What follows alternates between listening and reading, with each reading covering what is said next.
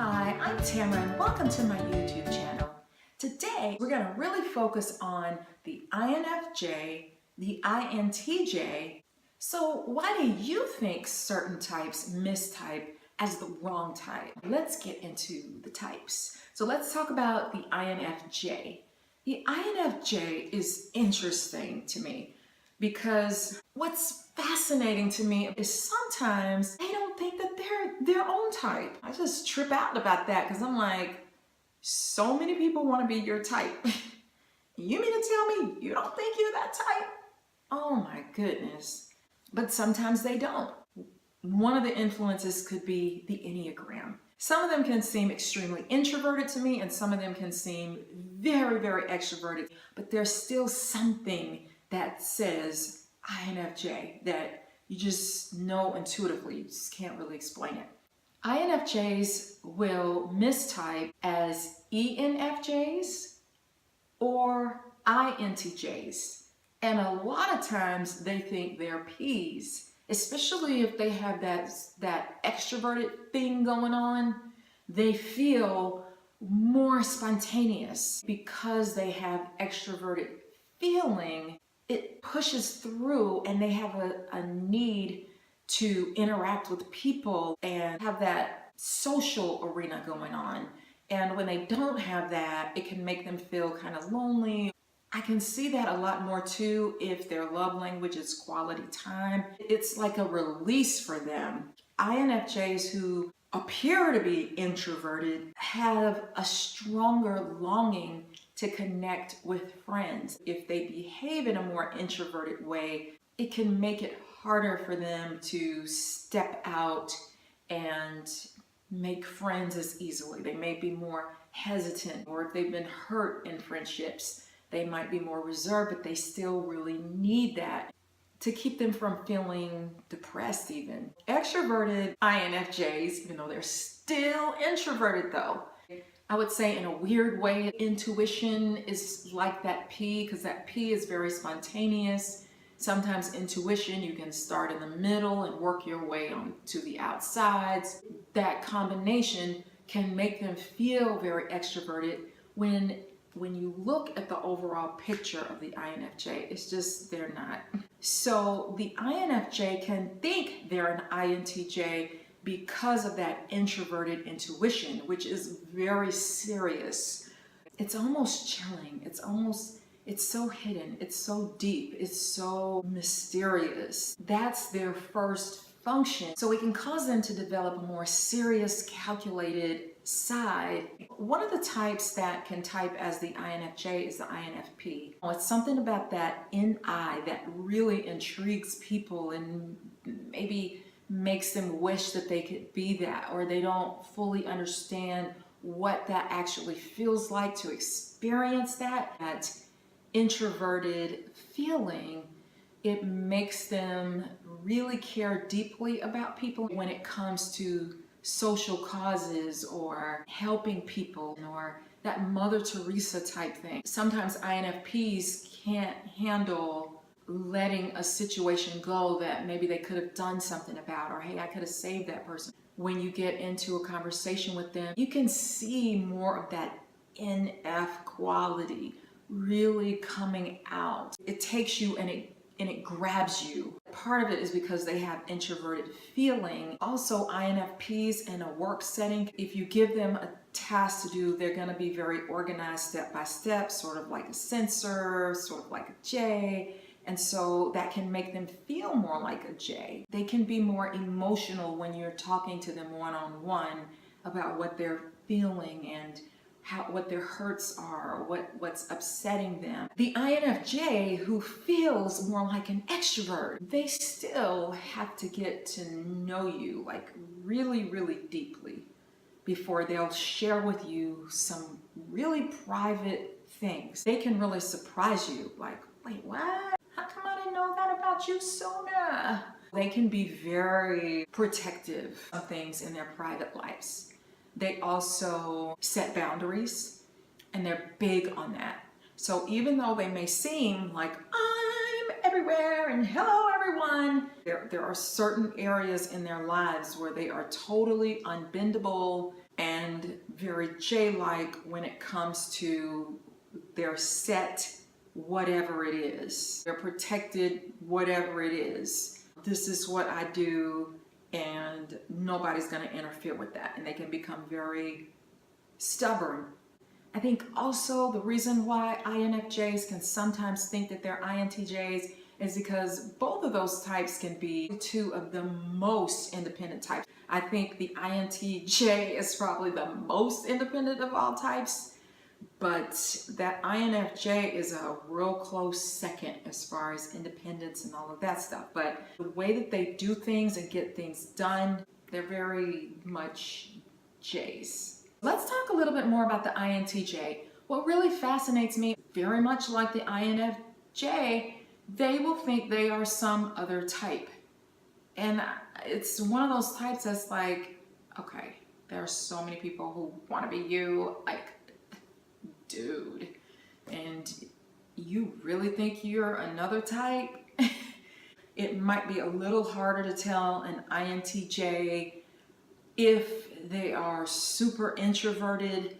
They usually still have a something about them that just jumps out. I've seen them think that they are an ISFJ, ISTJ, so many times they think they're sensors. The way that they interpret things, it's still very intuitive. I think they think that they are using logic and they're very step by step, but it's still in an intuitive type way. And sometimes they're not as clear as what they think they are. Sometimes they can make a few little interesting circles as well. They could also think that they're ENTJs because they like structure, they like order. They can step in there. Hey, if there's no other leader around, they can take that ENTJ spot and take the reins and take over, and you know what I'm saying? They can appear to be extroverted sometimes because they're so confident. And I know that some INTJs don't want to be bothered or they don't want to do small talk, and that's fine. But sometimes when they get into that social arena and they get the right conversation going, they can all of a sudden start looking kind of extroverted. If you have a good conversation with an INTJ, they don't mind talking about how they feel about things or some level of emotions. But I don't think that the ENTJ feels as comfortable with that. Sometimes an INTJ can think that they are an INFJ, obviously, because they both have that introverted intuition, so they're able to go really in deep.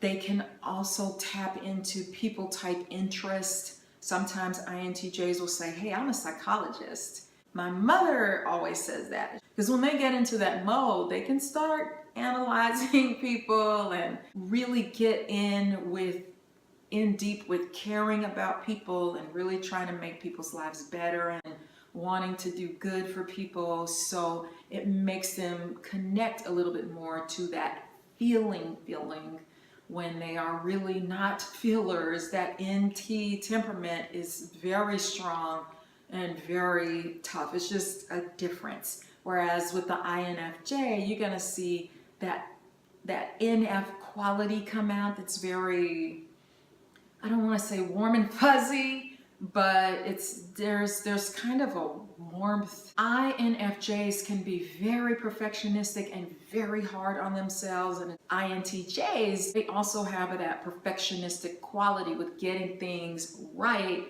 and so that can make them mistype as each other as well. I would say as far as an ISFJ, INTJs, you are not that type. There is a big difference in that sensor quality that you just do not have. Sensors speak a different lingo, which leads me to talk about the ISFP, because the ISFP will sometimes think they are the INFJ. ISFPs have often been called the most intuitive, non-intuitive type. Like if you need them, they sense that and they don't mind stepping in there and helping you, and they have the patience to do that.